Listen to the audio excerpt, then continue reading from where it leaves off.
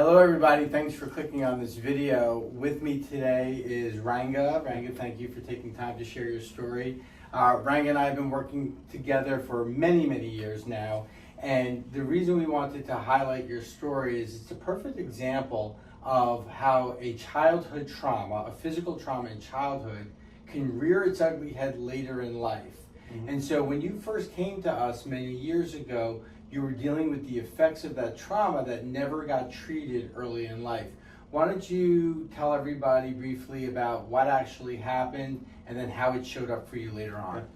Sure. I was like 12 years old. I was hanging on a tree, having fun, swinging back and forth, lost my grip, fell down, chest down.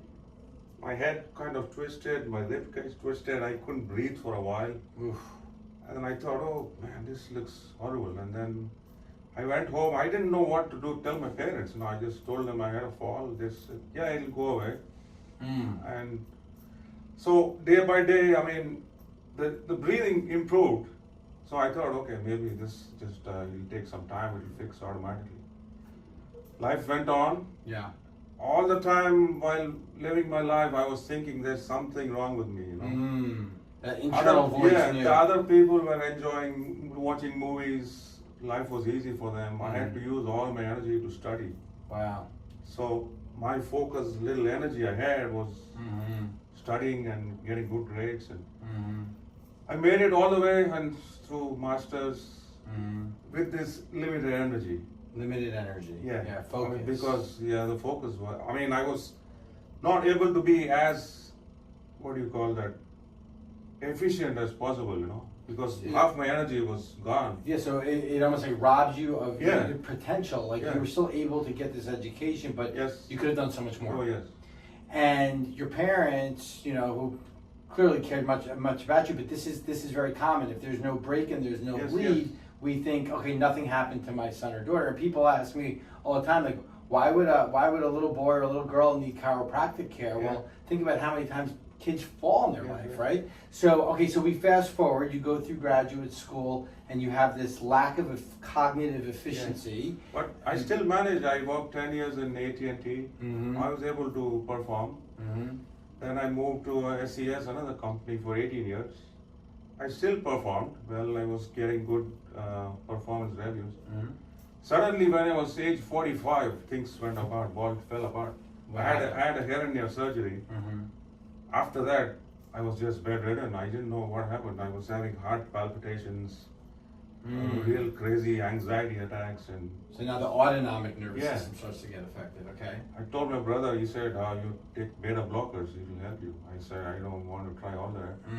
And I had to be on painkillers because of the hernia. So I was able to somehow, 2 weeks I recovered, and I was able to go on. But suddenly at work one day, I was having my organs were like burning, internally burning, So I thought something is really scary. Yeah. So I thought this probably toxins circulating built over years of bad posture.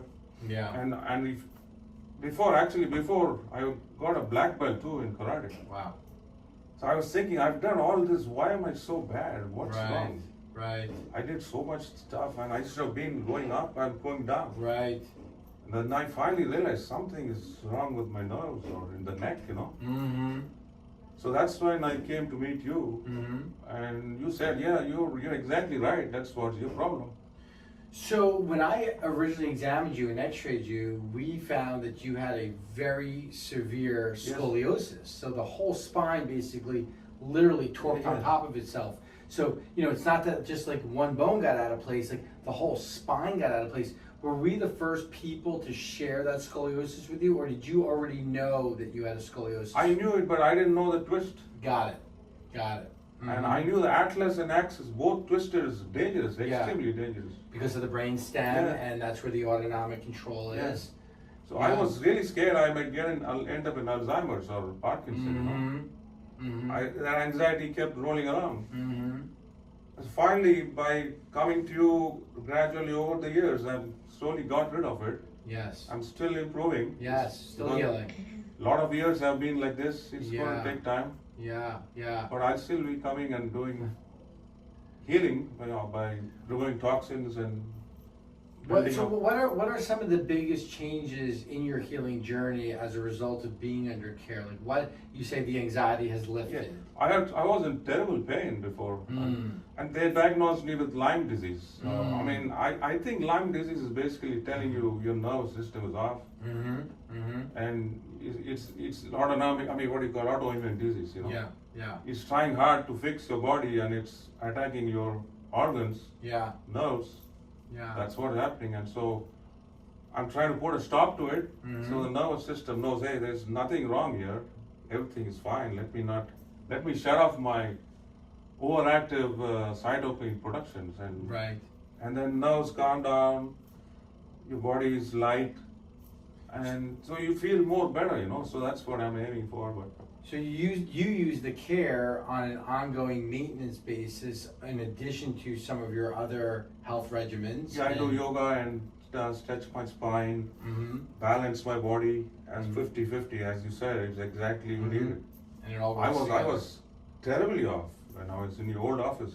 Yeah. You know, I think there's a disconnect where there may be people struggling and suffering, and they're thinking about like, oh, my pain showed up like 6 months ago. What happened 6 months ago? But where they should really be thinking about their entire life and what happened, what kind of traumas, accidents, injuries, and it could be emotional trauma earlier in life that is then showing up later in life. What would you say to the person that's never been to an upper cervical doctor, that has been through the entire medical gamut, has not gotten an answer, and is wondering whether or not they should take a look at upper cervical? Best thing they can do in life, come and see an upper cervical doctor. That's the only way you can heal. That's the only way. Doctors give you temporary medicines, temporary relief, then 3 months back it comes back. There's no problem. Unless you fix the root cause, you just cannot heal. Excellent. So I would say everybody should, especially as an young age, if you started, it's going to be really fantastic. Yeah, sure. I mean, if you start at a young age, and maybe once a month, you know, young age they're good. Yeah. It's just once a month. Yeah. It's not like two times a week, or people suffering go 2 times a week. Well, yeah, I mean, the amount of care is individualized to what that person needs and based on their history and how their age is and what kind of trauma, what their x-rays look like. So it is custom tailored. You know, it's really easy for an upper cervical doctor to tell people how great upper cervical is, but your story is so compelling because of how your life was so severely affected by this trauma that was never taken care of at an early age, and how it's turned around. So I'm truly grateful for your willingness to share your story. And this isn't the first time. I know you've shared your story in the past. So thank you, because I know it's going to impact people out there, whether they're in New Jersey and they're going to come see us, or they're in another part of the country or world and they're going to find a doctor near them. If you come to an upper cervical doctor, follow regular exercise, yoga, you'll never see a doctor in your life. I can tell you that. That's a bold statement. There you go. Well, thank you everybody for listening in, and thank you for your comments. Thanks a lot. All right.